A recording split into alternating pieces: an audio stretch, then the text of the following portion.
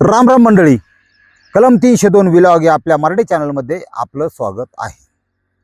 आज सासरवाडीच्या गावात बसलोय बा. इकडे ह्या साईडला कॅनल आहे आणि कॅनलच्याकडे रस्ता आहे, तिथं आपलं निवांत आलं श्रीगोंद्यात आहे. आजची जी स्टोरी आता आता थोडंसं असा विषय लक्षात घ्या तुम्ही. पुरुष फॅन्टसीबद्दल थोडं आंघोळीतलं की करा काय हरकत आहे भाऊ. म्हणजे कसं माहिती आहे का की ही ज्ञान ह्या कोकशास्त्र म्हणा कामशास्त्र म्हणा इतकं आगाध आहे. ह्याचा वापर उपयोग फक्त सुखी प्रपंचासाठी झाला पाहिजे. लक्ष्मीनारायणचा जोडा आपण म्हणतो त्या लक्ष्मीसाठी आणि त्या नारायणासाठी हा विषय. याचा वापर करून जे आपल्या बायकांशी गद्दारी करून ह्या कलांचा ह्या विशिष्ट गोष्टींचा वापर बाहेर करतील, 12 महिन्याच्या आत त्यांची ताकद निघून जाणार भाऊ आपल्या आशीर्वादाने. हा, ही लक्षात घ्या.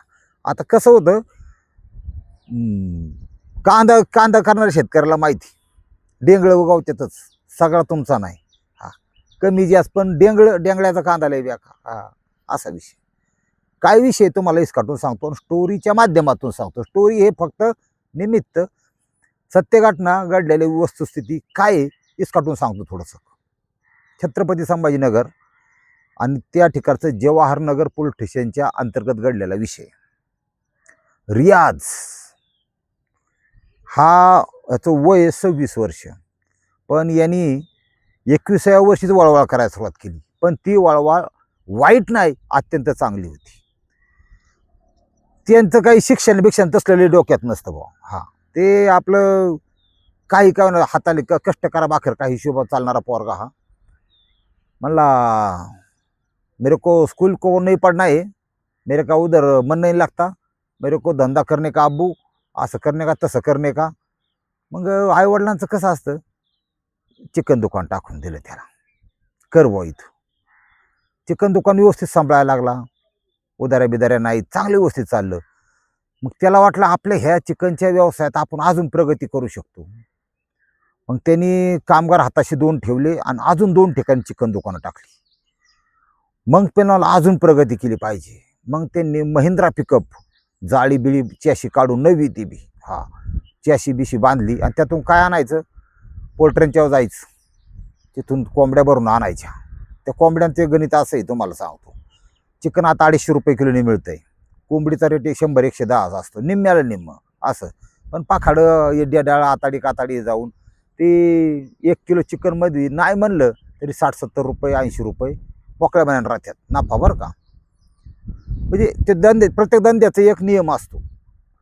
तो काय करायचा, गाडी भरायचा, रातोरात सगळ्यांना वाटायचा आणि स्वतःच्या 3 दुकानाचा माल हे करायचा. म्हणजे मन लावून धंदा केला ना, ह्या रियाजचं 4 पैसे हातात खेळायला लागले, गाडीचा हप्ता जायला लागला, बिर्याणी खायला मिळायला लागली, सगळं कसं व्यवस्थित चाललं होतं. मग ह्या पोराने गप बसावा का नाही. लय बहुत ती वळवळ होते लय. आता ते वय असतं समजा 20-22, स्त्रीची गरज आहे. आई बापाला सांगायचं, मैं स्त्री के बगैर रह नहीं सकता, मेरे को बेगम चाहिए, मेरे को शादी करा दो, कभी भी कर लो शादी शादी करा दो असं म्हणलं. हा, आता ह्यानी काय केलं, परस्पर डोकं लावायला सुरुवात बरं का. ह्यानी त्याच ज्या मोहल्ल्यामध्ये तो राहत होता तिथंच आकडा टाकायला सुरुवात केली बुवा. पण त्याचं काय कुठं ठिकाणा. आकडा टाकला तर जस त्याची आवड असते, जस त्याची एक फॅन्टसी असते, ह्याची सुद्धा फॅन्टसी होती एक. त्याला अपरिपक्व म्हणजे कायदेशीर ज्या मुलीचं वय 18 पूर्ण नाही अशा 17 वर्षीय मुलीवर याचं नजर गेली बुवा. आता तिचं विचार वडिलांचा होता पानाचा व्यवसाय, आपली खायची पानं ती खरेदी स्टॉकमध्ये करायची आणि काही वितरित करायची पानटपरीला, पानटपरी होती असं तसं. ही धंद यांच्याकडे असतात, ध्यानात ठेवा. गरीब घरची पोरगी, चांगली वयात आल्यानंतर 17 वर्षाची असताना, आणि तिचं नाव आहे शेहनाज. बरे तेवढं तरी बरं बुवा, त्यांनी हिंदूची नाही पकडली एखादी. सध्या लय वाईट काय बरं का. हा, कोण अब्दुल असेल ना त्याला करंट कार्यक्रम राबवतात लगेच. हा, असंही असून द्या. ते बी त्यांनी बी इकडे डोकं, त्यांनी आपण तिकडे डोकं देऊ नये ह्या मताचं मी. आपापलं साकीट आपापलं चलून द्यायचं. त्यांनी ते शेणाजवरच टाकलं बुवा. मग आता ही पोरगी अल्लडच किती केलं तरी मग तिलाही फक्त एवढंच डोक्यात, की असं वाकडं तिकडं काय केलं तर म्हणजे खोंड्या जर झाला तर पोरग गरोदर राहील, मी हे तर नाही होऊन द्यायचं. एवढी अक्कल असते ते प्रत्येकाला असते. आता काय कोणी येडं राहील नाही. पण शादी करने की बोलता है तो बात अलग है. अरे होऊन दे ना शादी, जस्ट शादी होऊन दे आणि मग काय करायची ती कर. पण नाही. 2024 मध्ये हा रियाज आणि ही शेहनाज पळून गेली. आता पळून गेल्यावर ती तिचे आई वडील, ह्याचे आई वडील यांना ती कळली गोष्ट. रियाजचा आई वडील म्हणलं कुठून दुर्बुद्ध्या सुचली बोयाला, सगळं चांगला कमावता होता, सगळं होतं, बोलायचं लग्न केलं असतं, अपनी जमात के लोग हे आमने सामने बैठ के फैसला लेंगे आमकं तमकं. पण हा कुठं काय करायची गरज होती असे त्यांना पश्चाताप झाला जराशी. ती शेणाचं जी आई वडील आहेत ना, ती तर मोकार चितली गेली. हा ते म्हणले नाही नाही नाही नाही नाही, ये गद्दारी हुई हमारे साथ, हमारी लड़की को भगा के ले गया, उसका मैं पूरा काटोपट कर दूंगा अभी कानून के माध्यम से, उसका मैं पुलिस के पास तक्रार दूंगा, अमकं दूंगा तमकं दूंगा. दोन परिवाराचा मनमिलाप न झाल्यामुळं पहिली केस तर पोरीच्या आईवडिलांनी टाकली. भाऊ होता सगळ्या सैनिशी. ती जरी पळून गेली असली किंवा तिला काय पळून नेलं होतं हे चौकशीने गेली, ध्यानात ठेवा. तर ती आई वडील शक्यतो तक्रार देताना अशीच देतात. कशी, अपहरण केलं, पळून नेलं, स्ट्रॉंग केस. हा मग होय पुढं काय व्हायची ती. सगळ्यात मोठा मॅटर ह्याचा रियाजचा काय चुकलं की किती वजनाची कोंबडी घ्यायची, हे आपलं बिघडायला लागलं बघ गणित पार. रियाजचा प्रॉब्लेम काय झाला, किती वजनाची कोंबडी घ्यायची, त्याचं किती मटण पडन, कमी रेट कुठं घ्यायचा. काही लांगडा माल असतो तो 30% किमतीत मिळतो, तो कट करून ठेवायचा आणि फुल किमतीत विकायचा. ही धंद्याचं गणित त्याचं असतं. ते कळलं त्याला, ते कळलं. पण कमीत कमी आपण जी मुलगी पळवून नेतोय ती 18 वर्ष पूर्ण नाही हे नाही कळलं महाराज. ध्यानात ठेवा, अल्पवयीचा कायदा इतका खतरनाक आहे की चांगल्या चांगल्याचं ग्रीस लावून काठी घालतात मागून, सोपं नाही ते. पण ती जर 18 पूर्ण असेल, तिने जर जबाब स्टेटमेंट ठेवलं की मी 18 वर्षाची बालिका आहे, मी माझ्या खुशीने गेल्यात, पोलीस संरक्षण मिळतं. उलट इतका मोठा फरक आहे. लोकांच्या आखली जाग्यावर नाहीत, काय करायचे विचार करून करा. ती टाकली केस. आता ह्यांनी मोबाईल बरोबर नेलेला, मोबाईल शिवाय तर जग एक वेळ खायला आणपान नसेल तरी चालतं, पण मोबाईल लोकांची फार जीवनावश्यक गोष्ट झाली. येड लागते येड त्यांना. हाय ह्या सगळ्या लोकांचं जर नेट बीट इंटरनेट त्या कोरियासारखं, ती चुंगमुंग नाही खात असला तो, ती सुजलेलं माणसाचं मांस खातं तो, त्याच्यासारखं जर इथं सरकारने ठरवलं की टोटल नेटवर्क मोबाईलच बंद, तुम्हाला सांगतो 70% लोक नुसती इडी होणार, दगाड मारणार एकमेकाला, झॉम्बी होणार त्यांची. एवढं भयानक गुंतलोय आपण त्या मोबाईलमध्ये. पोलिसांनी पकडून आणली. पोरीचा ताबा अल्पवयीन असल्यामुळं तिने सर कोर्टात दाखल केली. लावलं काय होतं माहिती का, पोस्को. काट्या सकट खैराची खुटी ठोकली पोलिसांनी, नातखोळा. ती पोरीच्या आई बाप म्हणली ठोका ठोका खुटी ठोका, काट काढू नका अजिबात, काट्या सकट निघाली नाही पाहिजे, उरफाट काटा असते ती, निघाय गेली की जास्त ऋतून बसत्यात. ती लागलं, ती कागदपत्री FIR दाखल झाली, विषय संपला. FIR दाखल झाली की ती कोर्टात काय असेल ते. जजच्या पुढं ती केस गेली 17 वर्षी. तिथं काय चलत नाही बरं का लय. जज ही न्यायालय व्यवस्था अशी आहे की समोर कागद जसा येईन, पुढं जसा बोलन ना तसं डोकं लावायचं, बाकी डोकं लावत नाही ती. तुमचं खरं काय खोटं काय काय घेण देण नसतं, तुमचे पेपर काय बोलतात त्याला मत होईल. अल्पवयीन मुलगी पळून आली, पोस्को अंतर्गत गुन्हा दाखल झालेला. लय वेळ लावला, लगेच सही बी हारली. पहिल्यांदा 8 मध्ये जामीन बिमीन नाही, काय झाली तुरुंगात रवानगी यांची. तुरुंगात रवानगी झाली. एक माणसाने आयुष्यात ध्यानात ठेवा, तुमच्या वाईट वेळ कधी सांगता येत नाही. प्रत्येकाच्या घरात 10,000 रुपये त्याला हातच नाही हवा असे शिल्लक असले पाहिजेत. का माहिती आहे का, घरात अचानक कोण आजारी पडलं, काय इमर्जन्सी आली, ही पैसे लागतात. कोणासंग हात नाही पासरायचं. आलं की उदा मादा करायचा आणि वर फोदा करायचा, ही सोडून द्या. येणारा काळ कोणासंग हात नाही मागायचे. आपले आपण स्वतः हे पाहिजे. 10,000 रुपये कायम घरात पाहिजे आणि कमीत कमी ₹1,00,000 बँकेत पाहिजेत कायम. हा नसेल तर 2-3 लाखाचं सोनं जवळ पाहिजे. कशासाठी? इमर्जन्सीसाठी. हे गरजेचं आहे. झालं, टाकले आतमध्ये. आता काही ह्यांनी साठवलेलं नव्हतं. सगळा फिरता धंदा असा. गाडी नेली होती. गाडी पहिल्यांदा विकावं लागली, कारण तुम्हाला माहिती पैशाशिवाय चलत नाही. पोरगी गेली पोरगीच्या घरी, तिला काय बापाने 4-2 मुस्काळात हाणल्या ग बसली. काय कोण आता आपलं पोरग आहे, मग मांडी हागल्यावर काय मांडी कापून काढतो का माणूस? तात्पुरता राग असतो. एकदा चमकावली, भावानी चमकावली, आता परत नाही चुकलं, सॉरी अब्बू, आमकन तमकन, ओके. ह्यांचा मात्र खैराची खोटी काय निघाना. शिव कुठं? जेलमध्ये. मग आई बाबा बेठा जायची, बाहेर काढायसाठी प्रयत्न करा, जामिनासाठी प्रयत्न करा. जामीन लगेच होत नाही. मोठ्यातला मोठा वकील, ती मागायचं 2-3 लाख रुपये. म्हणजे फौजदारी केसेस असंच आहे. पैसे मागायचे, काय जरास काढले तरी 10 रुपये लागत आहेत. असे तर आग पडते पोटात, तिथं नाश्ता केला तरी पैसे कोर्ट कचेरी पैसे नाही. हा मग पोलिसांचं वेगळं, ह्यांचं वेगळं, ही सगळं चालू झालं भोगणीत. ही केस एक 12-13 महिने चालली. वकिलांनी पैसे घेऊन, वकील म्हणला नाही केस स्ट्रॉंग आहे, आपल्या विरुद्ध पुरावे नाहीत, मी करतो बरं का प्रयत्न, तरी पैसे आणले का तुम्ही? पैसे द्या. पण मागून वकिलाचं स्वतः त्यांनी जे वकील त्याचं बोलणं बदलायला लागलं. नाही म्हणला 5-7 वर्षाचं का ना पण लागल, मी कमीत कमी लागल सजा याची हे करतो.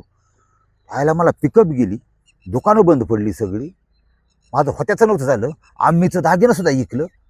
ह्याच्यातून काय मुक्ती नाही. म्हणलं आपण तो डायरेक्ट त्याला थोडी अक्कल जाग्यावाली मारलाच. त्यांची 2 शॉट बाहेर गेल्यावर, पळून गेल्यावर, मग त्याची जबर किंमत त्याला मोजावं लागली. देणार ठेवा, गुतला गडी हा रियाज. आता काय करायचं? मग त्यांनी थोडा थंड डोक्याने विचार करायला सुरुवात केली, काय केलं पाहिजे. त्याला बेठायला गेलं, त्याचा जे मावस भाऊ आहे सादिक, त्याचा मावस भाऊ तो बेठायला जायचा. तो सादिक शार्प माइंडेड होता. प्रत्येक माणूस वेगळा असतो जगात. काय इथं का झाला आमली कामावरती हीच कळत नाही. काही लोक लई शार्प असतात की बुवा आहे या सिच्युएशनमध्ये किती मार्ग आहेत बाहेर निघण्याचे. काय हे मी तुम्हाला सांगितलं, आयुष्यात 24 तासातून तुम्ही आहे ना अर्धा तास स्वतःला वेळ देत जावं, कधीही द्या, पण नुसतं विचार करायचा वेळ. आपण कोण आहे, कुठे आहे, आपल्याकडे पैसा किती आहे, आपल्यावर जळणारे किती आहेत, काय आहे, आपण कसा मार्क काढायचा, आपण आपल्या कुटुंबाची प्रगती कशी करायची, शिक्षण कुठल्या दर्जाचं असलं पाहिजे, ह्याच्यावर वेळ दिला पाहिजे. तुमचा विचार तुम्हीच करणार, लोकांना काय गरज नाही तुमचा विचार करायची. त्यांनी विचार त्या सादिक मावसभाऊ आणि हा रियाज आरोपी यांनी विचार असं केला, भाई तू पूरा गुतेला है, तेरा निकलने का चांस नहीं है, और तूने जो काम किया है ना, खुदा की कसम बहुत गलत किया है तूने, लेकिन अभी तो बोला ठीक है रे, लेकिन अभी चारा क्या है वो बताना मेरे को। मतलब मैं बताता हूँ तेरे को, जिस लड़की ने केस किया है तू 7 साल अंदर जाएगा। हाँ, आम्मी अब्बा का कोई प्रॉब्लम, तेरी इज्जत भी गई, सब कुछ गया, तू उसी से शादी कर ले। अभी 18 की हो गई हो, 18ची झाली म्हणल्यावर त्याला आयडिया दिली, अरे मला लय भारी आयडिया आहे, तू लागले सेटिंग में शादी करने को तैयार, लेकिन केस वापस ले ले। म्हणलं लेतो, घेतो, लावली सेटिंग। त्यांनी सेटिंग लावल्यानंतर त्या पोरीचं बी आता सगळ्या समाजात झालं होतं, कोण लग्न करणार काय असं तसं, आणि 18 वर्ष पूर्ण बी झालं होतं। मग त्यांनी डोकं असं लावलं, 18 वर्ष जर पूर्ण झाले म्हणल्यावर काय हरकत आहे। आणि मग मस्जिदीमध्ये नमाज पडायला 2 पार्ट्या, राजकारणातल्या कशा 2 एकमेकाला नुसते अशा असतात, हा तशी एकत्र बसायची, दुसरी नमाज पडायची। मग एक जणांनी थोडंसं दुधात साखर टाकायचं काम केलं, ते दोन्ही पार्ट्यांना एकत्र आणलं त्याच्या आईबापाला, आणि उद्या जश्न शादी म्हणला, तुम्ही केस माघार घ्या आणि सुखान नांत्यान, झालं गेलं, आपले बच्चे क्या करूया भी, असं तसं ही करून खुदा का नेक काम यांनी केलं बा। हिले गोष्टी चांगली झाली बरं का। आता प्रोसेसनी वकिलांनी केस माघारी आमकं ती प्रोसेस झाली, पण याचा जामीन मंजूर झाला। मंजूर झाल्या त्या केसच्या ह्याच्यातून त्याची मुक्तता झाली। सगळ्यात महत्त्वाचं म्हणजे लग्न झालं, आली नांदायला शेणाच। आता मला सांगा, देवाने त्यांना एक चान्स दुसरा दिला बी होता, आता तरी दुरीत चालला का नाही गाडीने, हा काहींच्या डोक्यात खटकी बसती। हा माय बी संपर्कात एकदम चांगला होतकर तरुण आहे, त्याच्या डोक्यात खटकी बसली की त्या पुरीन त्याला फसवलं, पुरीन मी त्याचा वाटला होतो, मी त्याला हे करत नाही, त्याला म्हणलं इथून बाहेर पड, उद्योगपती चांगला 5-25 लाख वर्षाला कमावतोय, काय त्या पुरी नादाला लागतो। ती नाही म्हणते ना, लेडीजच्या नाहीचा अर्थ फक्त नाही असता, नवीन आयुष्याला सुरुवात कर। नाही नाही, पण मला तिने असं केलं आणि ती किती नीचे जाड झाला दाड बराक केलं तिच्या. तू तुझं बघ काय दिल्लीच्या बाजूने तुझं 25 लाखाचा टर्नओव्हर आहे ना, तुला 25 रुपयाची अंडरपॅन्ट सुद्धा घ्यायला पैसे राहणार नाही, इतकी तू डॅमेज होशील. तर कायदा हातात घेण्याचा प्रयत्न केला तर हा कार्यक्रम माझा चाललेला असतो. कायदा मोडायचा नाही, गुतायचं नाही बुवा. हा आता इथं काय झालंय, लग्न होऊन आली.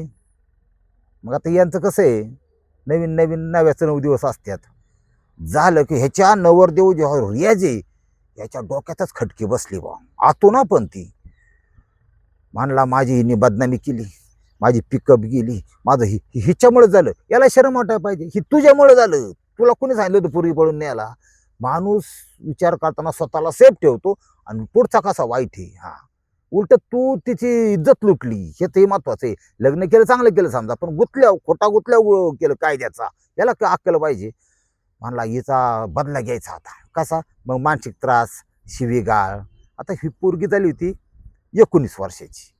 हे झालं बा चालू त्यांचं. एक दीर होता समीर म्हणून. त्या समीरने ह्या मुलीला म्हणजे दिरानी गुंगीचं औषध देऊन तिच्यावर अत्याचार केले. कोणावर? ह्या शेनाजवर, थोरल्या बाबाची बायको. आणि बाबाला सांगितलं मैंने उसका रेप किया है, ऐसा किया है, वैसा किया, जाने दे रे, मेरे को भी इतना जरूरत नाही उसकी. मग त्याचा राग बरं का तुरुंगात. हा आणि तुरुंगातल्या काही गोष्टी किंवा पोलिसांच्या काही गोष्टी सांगत नाहीत. पोलिसांनी मागून टिरी बिरी सुजावली असते आणि काय केलं असेल. पोलीस येते शेवट. तिथं केलं आईचा ना बापाचा. पोरगी पळून नेतो का? हा लय लांबले का तुझं आखूड करीतो, ठाणकावत्या धरून या सिताराई. त्याच्या मनात तर मेरे को अबू ने अम्मी ने अभी तक चापड़ी भी नहीं मारा, पुलिस ने बहुत डंडे से मारा. काही असू शकते डोक्यात त्याच्या. आता बायको झाली होती, गपचिप नांदायला पाहिजे होतं. 4 लेकरं झाली असती, सॉरी 8 लेकरं झाली असती. चांगला फायदा होता ना. पण नाही, हे काहींचं कसं असते ना, पायाकून आली की ती तुम्हाला सुधारतच नाहीत लोक. आम्ही आरडू आमचं कसं बसलं तरी पण डोक्याला काय फरक पडत नाही.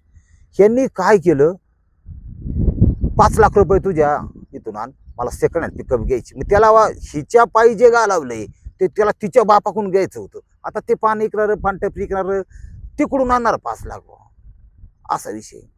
पण ती ते सासुरास करायला सुरुवात केली. ते दिरांनी अत्याचार केलं. आणि सगळ्यात दुर्दैवाची ते दिरांनी आणि तो हे होता का मावस भाऊ, त्यांनी दुसरीकडे नेलं, म्हणजे दुसऱ्या लॉजवर नेऊन व्हिडिओ शूटिंग पण काढलं आणि त्यांनी स्वतः बी अत्याचार केले. नवऱ्याला सगळं माहीत, टेन्शन नाही.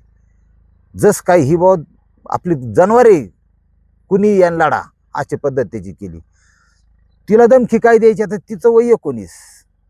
तिला वाटलं आपण शोहरी कुछ नाही बोलता, क्या करे, मर जाय क्या. तिचे द्वंद्व चालू. पण ती एका गोष्टीला फार घाबरली की सोशल मीडियावर तुझे सगळे नग्न फोटो व्हायरल करू, अशा घाबरली. शेवटी स्त्री आहे, लाज आहे, इज्जत आहे तिला. 1 वर्षापर्यंत तिने तो अत्याचार सहन केला. 1 वर्षापर्यंत. आता ते सुद्धा महिला सुद्धा 5 टायमाच्या नमाजी असतात. हा आपलं शील जपलेलं असतं. काही तिचं पुण्य असेल विचारीचं त्या अल्लामिया संघ. तिचं ह्यांची 5 पावली भरलीच, तुम्हाला सांगतो भरलीच. आणि त्याच्यात बऱ्याच जणांना वाटतं ती हिंदू मुस्लिम अमकं तमकं जात धर्म.